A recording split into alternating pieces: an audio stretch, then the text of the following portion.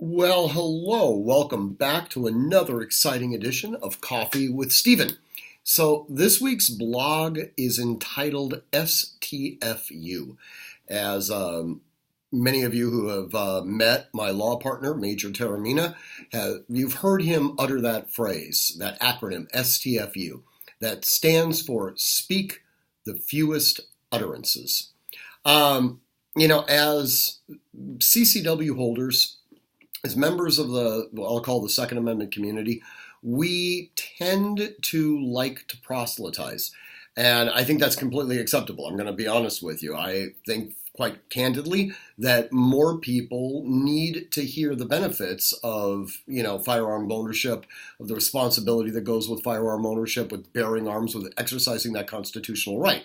However, there can be an intersection between speaking and uttering statements that other people could theoretically use as ammunition, no pun intended, against you.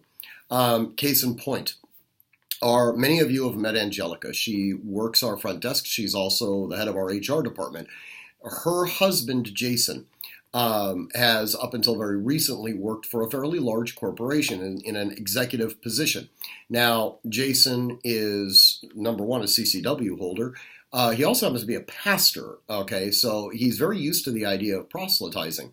But he's also somewhat guarded in what he says. He actually helped coordinate a private event here at Artemis for his corporation. And many of the people in his company know that Angelica works for a tactical training facility. So it was entirely reasonable for people to ask him questions about gun ownership, about CCW training, all the like. Anyways, unfortunately for Jason, it got to the point where he was going to have to terminate an employee.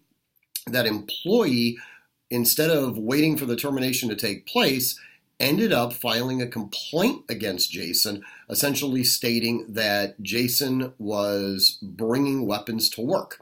That is factually inaccurate. In any event, the HR department asked him if he had had a CCW and if he had ever carried a firearm to work.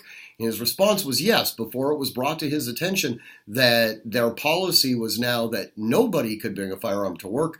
He did. Once he had been made known of the policy, he stopped carrying, inconsistent with the employment agreement that he had.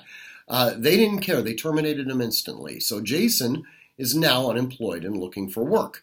Now, as you can imagine, there's a lawsuit involved in this whole thing, so I won't go into the deep matters of it, but this really got me to thinking. I've heard people articulate what I would call political viewpoints that may or may not be in mixed conversation and could certainly be taken the wrong way. And in the times that we live in, especially with red flag laws and things like that, we have to be hyper conscious of the decisions that we make and what we speak. Now, in Jason's case, I don't think he did anything wrong, but it does require us to check ourselves. So, no means am I suggesting that you curtail your speech. Quite the opposite. But I am suggesting that you know your audience and you understand that there can be ramifications for the things that you say. And anyways, read the blog.